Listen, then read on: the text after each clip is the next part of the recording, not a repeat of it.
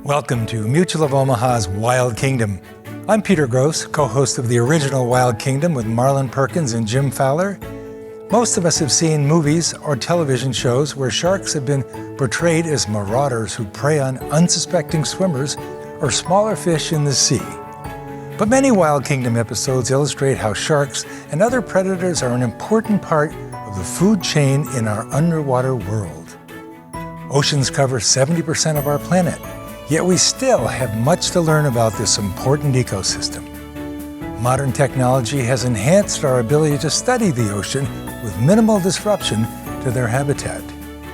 Human involvement in recent legislation to protect underwater creatures allow for their resurgence. There's more good news to come in the Wild Kingdom, so sit back, relax, and enjoy Mutual of Omaha's Wild Kingdom right here.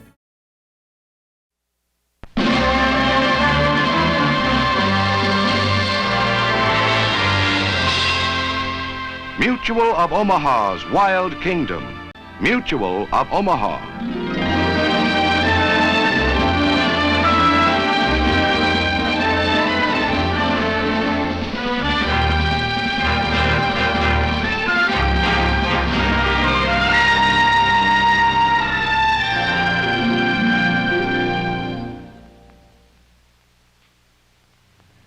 Hello.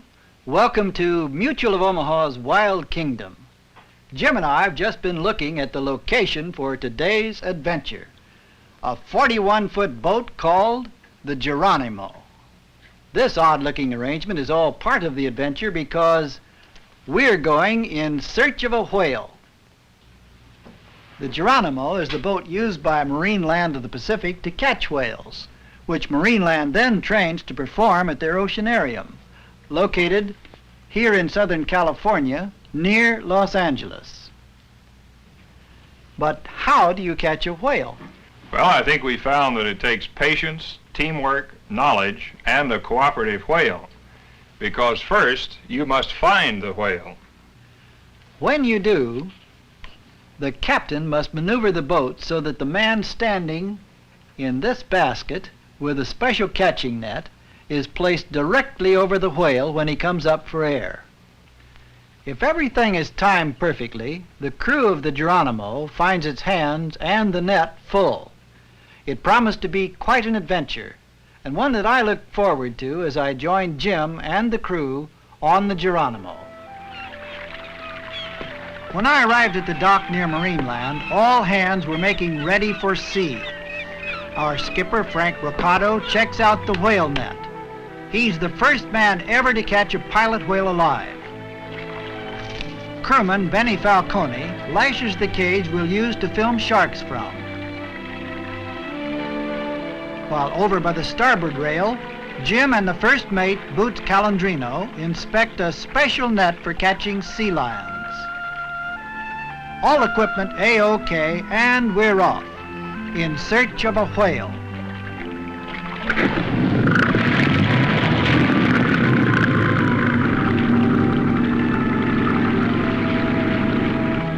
The hunt begins.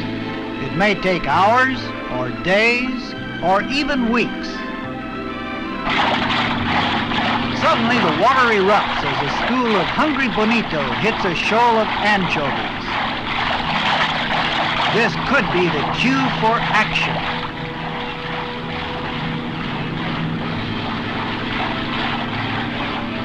Where bonitas feed, whales may be lurking. In case we sight them, Boots is ready. But it's not whale, it's dolphin, an enormous school of dolphins that seems to stretch for miles. These playful creatures are not fish. They're mammals like the whale. In fact, they're closely related to the pilot whales we're hunting.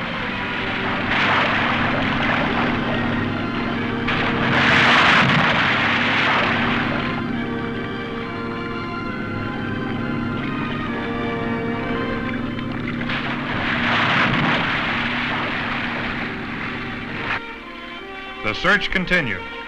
We move farther out into the Pacific. Finally, far ahead, I see the telltale signs.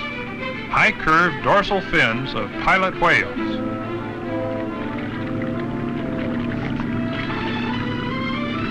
We try to move closer, but the whales are too alert.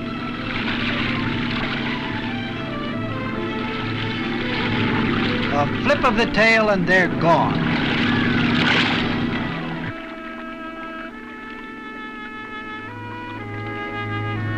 As we approach a lonely island, some sea lions are basking at the surface, their flippers above water. There must be more where they came from. There they are, brown shapes on the rocky shore.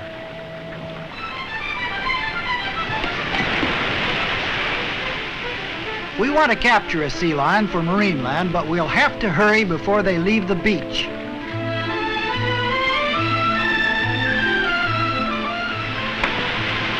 Sea lions are strong. I hope the net is. Somehow it feels like I'm going hunting elephant with a butterfly net. There are some fine specimens in this rookery, but first we'll have to find a safe place to land. Already some are beginning to slip away. In the water, the sea lion is graceful and streamlined and fast enough to catch fish. But on land, he's awkward. He only comes ashore to rest and to sun himself on the rocks. As we look for a place to land, more and more of them head for the open sea.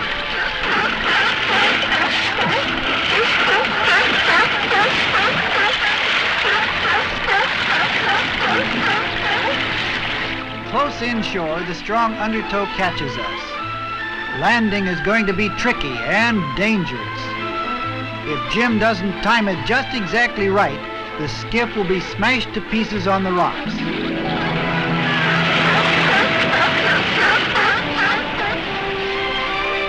At last we make it. Our only hope now is to head off a straggler. In the next cove we spot one. There's no time to lose. Trouble is, he spotted us first.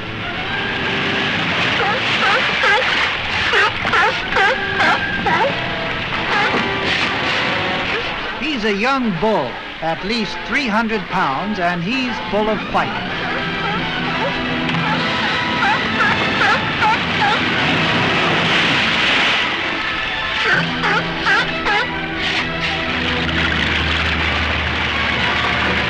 He's determined to escape to sea, even if he has to take us with him.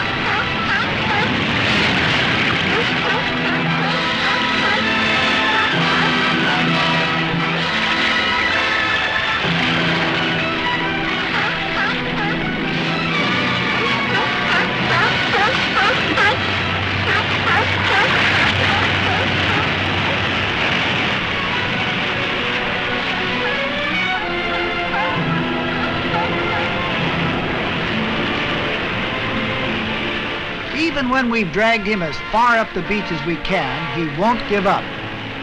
Now our only problem is to get our slippery sea lion into the boat and tie him securely.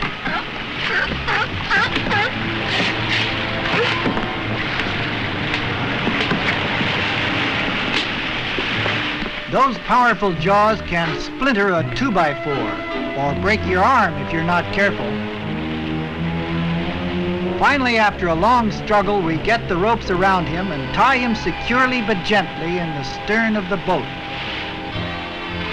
With our prize safely aboard, we return to the Geronimo to continue our journey in search of a whale.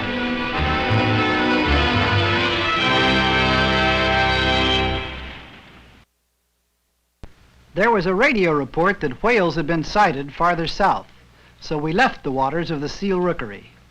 Our search for a whale was one that we knew could go on for days, and there was a continual rechecking of equipment so that everything would be ready when our chance came to net a whale. Boots Calandrino, who'll catch the whale, shows me how the catching net works. It consists of a circular net with lead weights and a rope tied securely all the way around the outer edge. When thrown, the weights cause the net to fly open. The rope that's tied around the edge is specially water treated and extra heavy duty so it can withstand enormous strains without snapping. A sturdy loop is knotted at one end.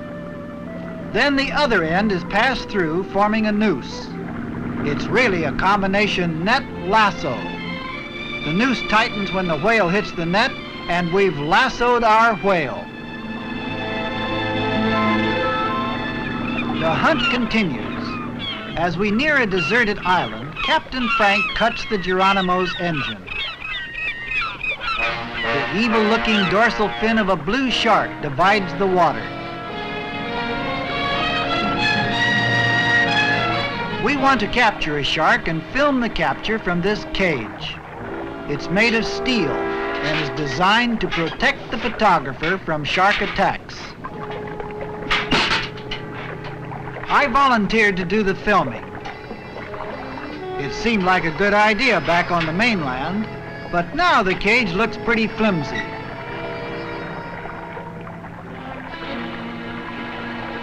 A last-minute check to make sure all my equipment is in good working order.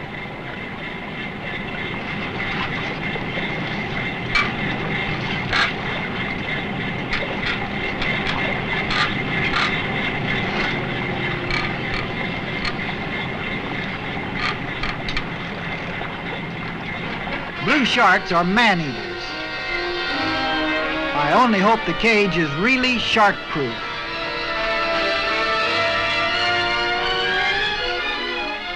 Right away he runs at me, missing the cage at the last second. My job is to lasso the shark. A noose is lightly tied to the hoop. I can jerk it tight when he goes through the hoop after the bait.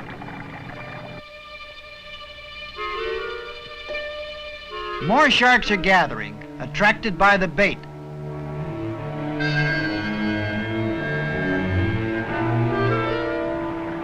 Here he comes. Easy now. Almost. They're moving in from all directions now. I'm beginning to wonder which bait they're after.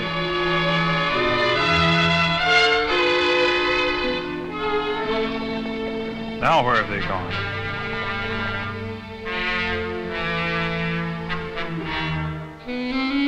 The whole pack's here now. Hurry up, Jim. This is getting a little touchy.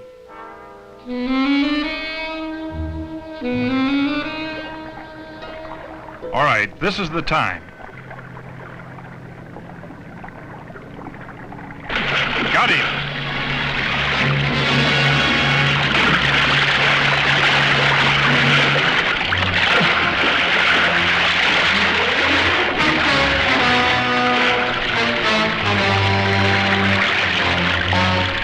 He's mighty tough for his size.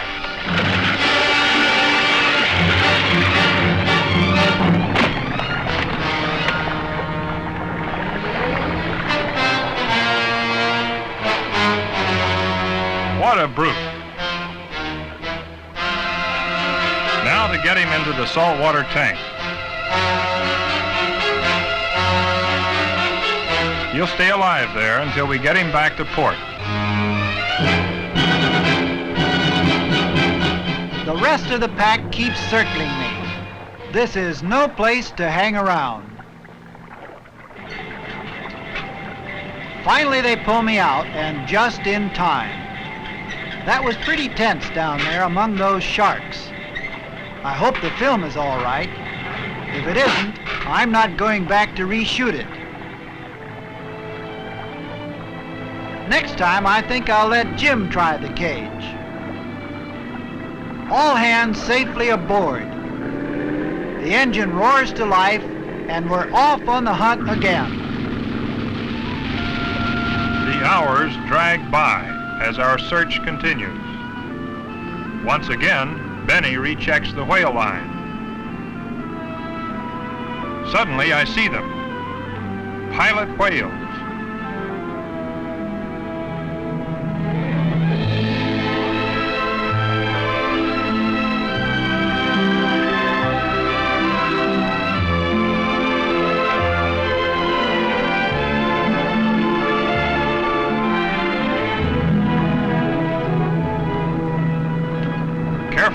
Boots walks the plank.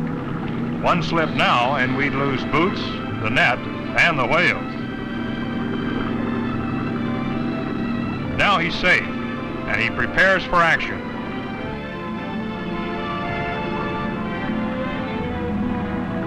This is where teamwork really counts. Boots must be positioned right over their heads before he can drop the net.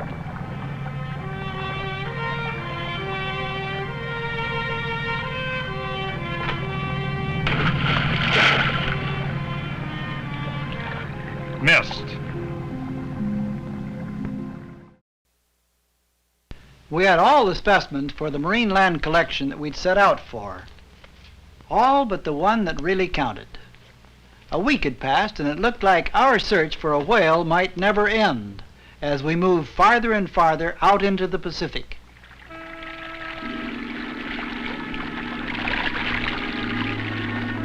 As time passes, it becomes increasingly difficult to stay alert.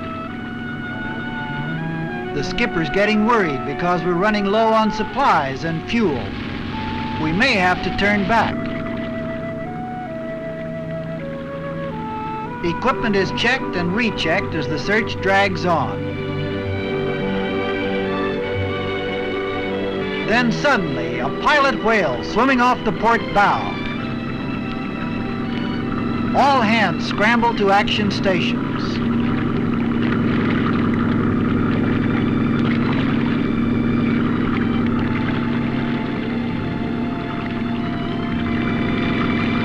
The Geronimo sweeps around in a tight arc. The engine is slowed to reduce the noise. We don't want to frighten our quarry. This is our last chance. If we miss this time, we'll have to turn back. It's all up to Boots now. Carefully, the skipper maneuvers us into position.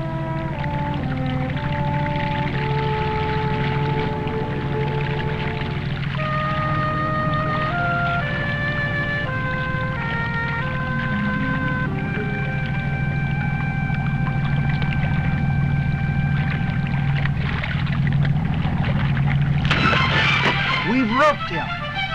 Immediately he sounds, diving for the bottom, taking the line with him. Up to the surface now and bucking like a roped steer, he races off.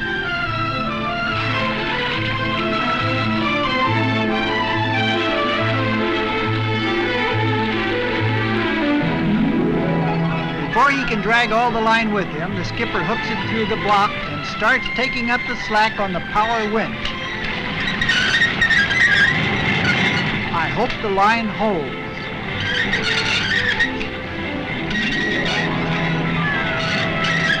Now he fights the line, trying to shake it loose, but the noose tightens and he can't escape.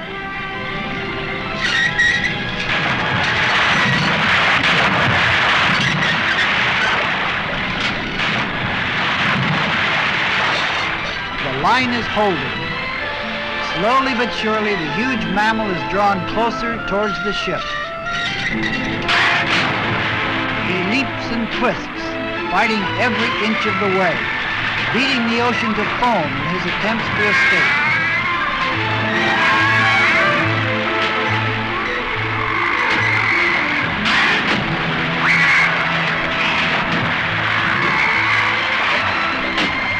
He's alongside, but the battle isn't over yet. We still have to get him on board.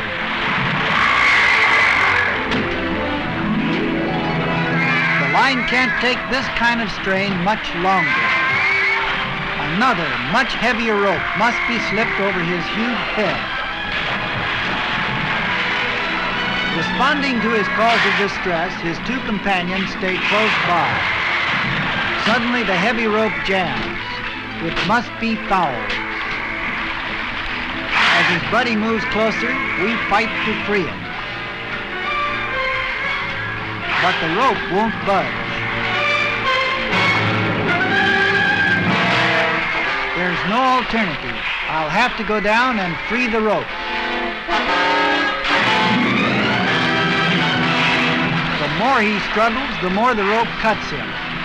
Blood in the water is an open invitation to sharks.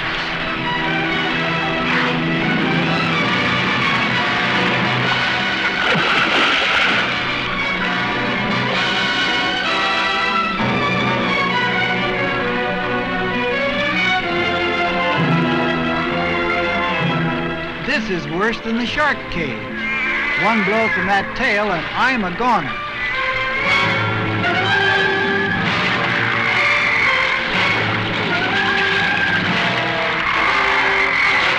I fight the backwash that threatens to drag me between the whale and the ship. A quick check of the rope above water. Nothing wrong. It must have fouled below. It's worse here. The backwash almost pulls me sideways into the gap between boat and beast.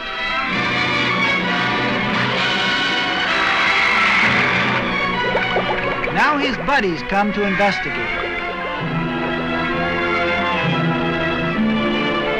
One final effort. I swim to his side and free the rope just as a shark pack sees me. No time to waste now. One of the killers starts toward me. I must get out of here.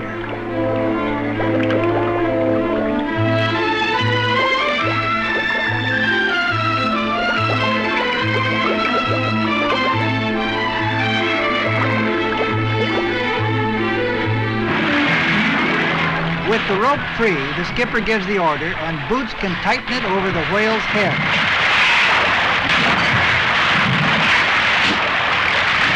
Then he holds the rope ladder for me to get back on board. A huge canvas sling is lowered down the side and slipped under the whale. He's secured and then it's all hands to the ropes.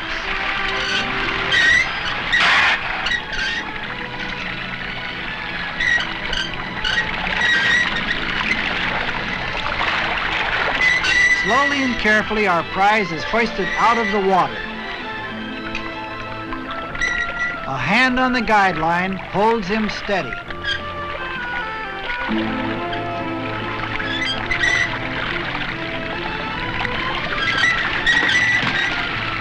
Then, with one last effort, we heave and drag him over the rail.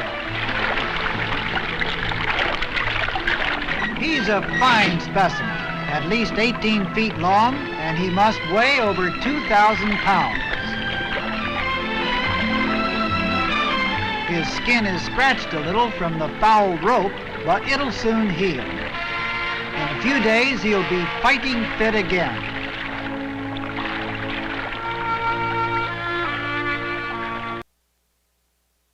Just how intelligent is the pilot whale? It's a question that scientists are constantly working on. At Marineland, they've been taught to do some amazing tricks. At their trainer's command, they will spin in the water, an unnatural movement. After they have performed a trick properly, they are always rewarded with a piece of fish. They've been taught to do the hat trick.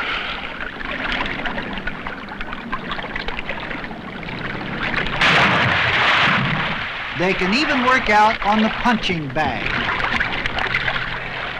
The intelligent dolphins were the first jumping stars, but trained whales can also jump. Many believe pilot whales are almost as smart as dolphins. If ability to be trained is a clear indication of intelligence, then whales are some of the smartest creatures in the wild kingdom.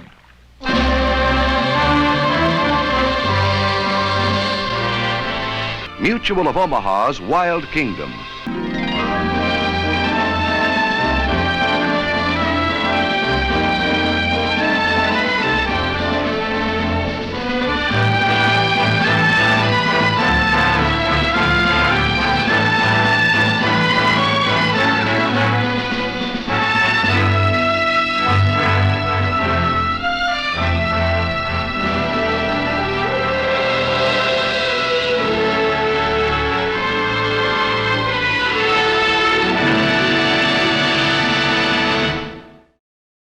Like what you saw?